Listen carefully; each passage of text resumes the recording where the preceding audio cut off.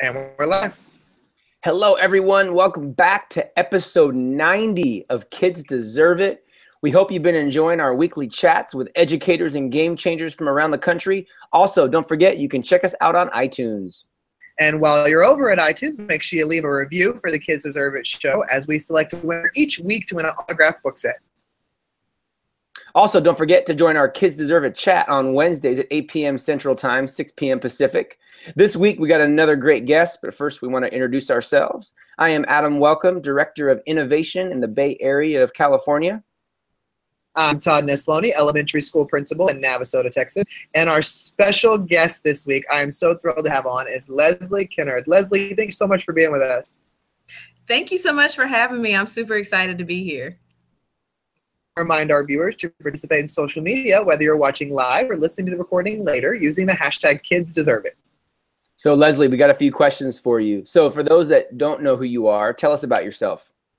My name is Leslie Kennard. I am a first-year principal at Thomasville High School in Thomasville, North Carolina. I am what I call an education enthusiast. I love all things education.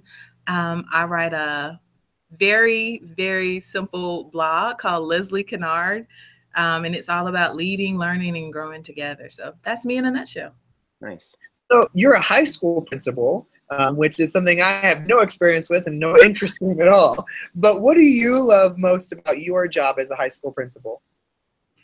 I think what I love most about being a principal is the fact that I get to impact lives every day. And I think that's most educators, but I think at the high school level, it takes on a different feel because what I tell my students all the time, we're getting ready to release you to the world in like 4 years. So make sure that you are ready because our job is to prepare you. So we are, I guess,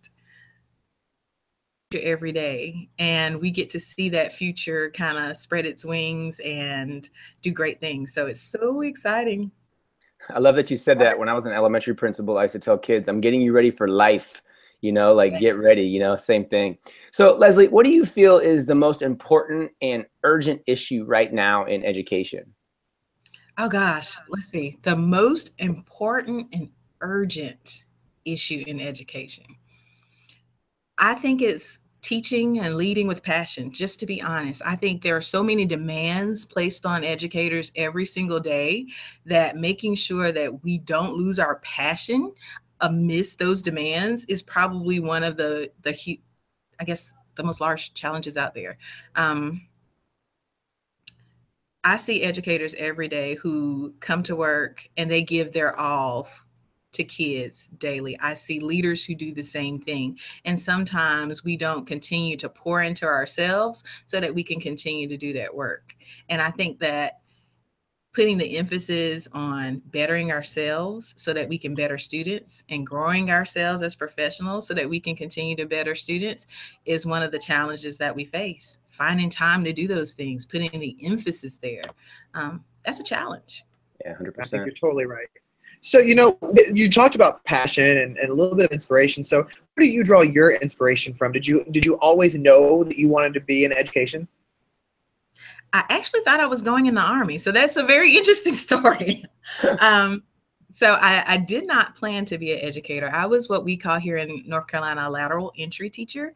My major was in English, and I was commissioned as a second lieutenant in the United States Army at graduation because I did ROTC, go ROTC. I'm a huge proponent of that program. All through high school and college is how I ended up where I am. And I give credit to my ROTC instructors who were great teachers in high school, Major Savage and Sergeant Boyd, for inspiring me and helping me to become the educator that I am. And so after I graduated from college, I was trying to figure out what I was going to do. And I thought I had some great teachers that inspired me, and I think I want to give it a try. And so after the first year of teaching high school English, I knew it was what I wanted to do. I love seeing the light bulbs come on for students and being a part of them deciding what they wanted to do in the future and then giving them steps and strategies to do that. And later that evolved into I want to help teachers and I want to help parents and I want to help more students own their futures. And so I stepped into leadership. And so I did not know this was the path for me, but I know I'm doing what I'm supposed to be doing. Well, and I'm sure all that ROTC training was just really awesome leadership experience for now. Like, you know, you're steering the ship as a high school principal, like so valuable. So Leslie, what was school like growing up for you? I went to community schools, very, very much like the one that I get to serve in Thomasville. So those schools were schools where my entire family matriculated through those schools. And so it was one of those campuses where I taught your sister, I taught your cousin, I taught your uncle, and it was very close knit. And that was a really powerful experience for me because those educators were educators that were in my community. They were from my community. It just had a huge impact on my life. I could name several teachers growing up who have, I guess, imparted into my life and helped shape me in my journey. So it was everything. And I tell my staff all the time that we need to be the educators we needed when we were in school. I love that quote. I think it's probably all over Twitter and Facebook and everywhere else, but I love that quote. And I think it just kind of centers us and it makes us think about who we are in the classroom every day to kids and making sure that we're bringing our best self. Nice. Well, Leslie, one of the things that I've been really passionate about is in expanding my reading life and the books that I introduce to kids and that I'm introducing to my own life as well. What is something that you're reading right now that you would want others that you think they should check out? Oh my gosh. So anytime I get to talk about books, that excites me. Love books. Okay. So right now I just finished, actually, I think I have it on my desk. Sorry, I'm gonna grab it. Perfect. This book right here, The Power of Positive Leadership, it is absolutely amazing. John Gordon is one of my favorite authors. As a school, we're reading. Hold on, wrong way. Is that what that is? I knew it. As a staff and as a district, we are doing the Energy Buzz as our book read.